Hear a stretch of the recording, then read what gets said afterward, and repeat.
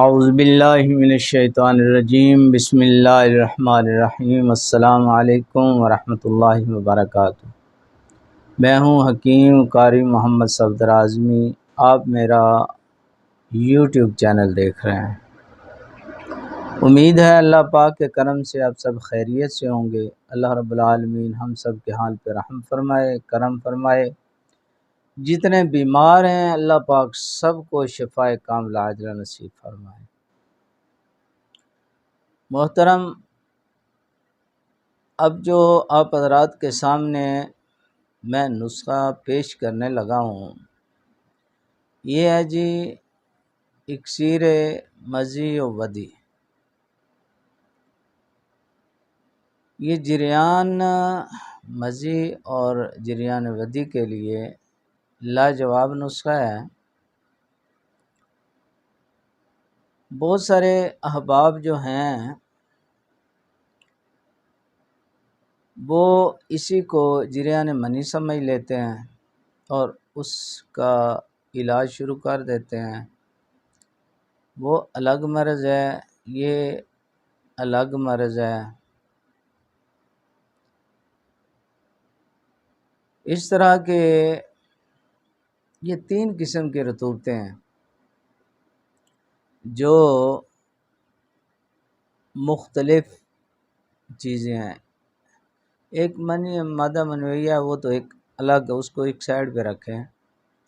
باقی جو 2 رطوبتیں ہیں جن کا یہ نسخہ میں آپ حضرات کے سامنے پیش کرنے لگا ہوں، ایک قدرتی عمل ہے۔ اللہ پاک نے وہ رطوبتیں جسم میں جو کہ ضروری ہیں جسم کے لیے وہ پیدا کر دی ہیں۔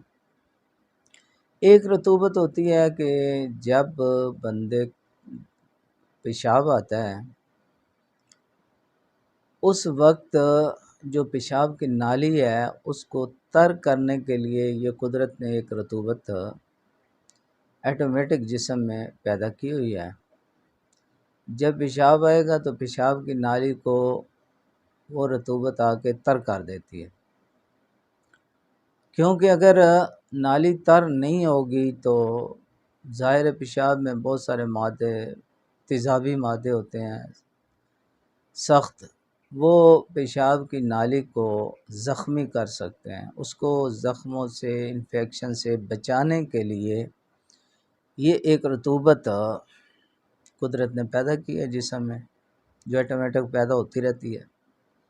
جب ضرورت ہوتی ہے، جب پیشاب بندہ کرتا ہے تو وہ نالی کو تر کر دیتا ہے کہ زخم نہ ہو جائیں، انفیکشن نہ ہو جائے، تکلیف نہ ہو بندے کو۔ تو اس طرح یہ پتہ چلا کہ یہ رطوبت ضروری ہے، جسم کے لیے ہے ضروری۔ جب یہ حد اعتدال سے زیادہ ہو جائے تو پھر قابل علاج ہوتی ہے۔ ویسے اس نے آنا ہوتا ہے، ضروری ہے، نہ آئے تو تب بیماری ہے، ٹھیک ہے۔ اسی طرح دوسری رطوبت جو ہے مضی، وہ بھی منی نہیں ہے۔ مضی جو ہے وہ جب بندے کو شہوت آتی ہے، شہوت کے وقت وہ رطوبت آ کے نالی کو تر کر دیتی ہے۔ کیوں تر کرتی ہے؟ کہ پیچھے سے وہ جو پریشر کے ساتھ مادہ منویہ آنا ہے وہ نالی کو نقصان نہ دے، تو وہ بھی ضروری ہے جسم کے لیے۔ اگر نہ آئے تو پھر بیماری ہے، ظاہر نالی زخمی ہو جائے گی اور انفیکشن، پھر آگے تنگیاں۔ تو ان تکلیفوں سے بچانے کے لیے قدرت نے یہ قدرتی نظام بنایا ہوا ہے کہ جسم میں یہ پیدا ہوتی رہتی ہیں اور جب ضرورت ہوتی ہے تو آ جاتی ہیں۔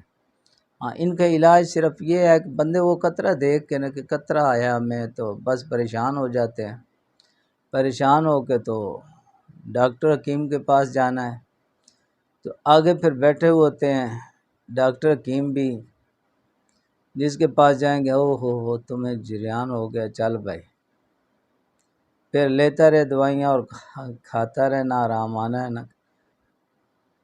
کیونکہ دوائیاں انہوں نے جریان کی دینی ہے، یہ جریان تو نہیں ہے نا بھائی، یہ وہ جریان منی نہیں ہے، ٹھیک ہے، اور نہ اتنے گھبرانے والی بات ہے، بے شمار رابطہ لوگ کرتے ہیں جو پریشان ہوتے ہیں جی مجھے قطرہ آتا ہے، لیسدار قطرہ آتا ہے، آگے یہ کوئی نہیں تشخیص ہوتی کہ کون سا قطرہ ہے۔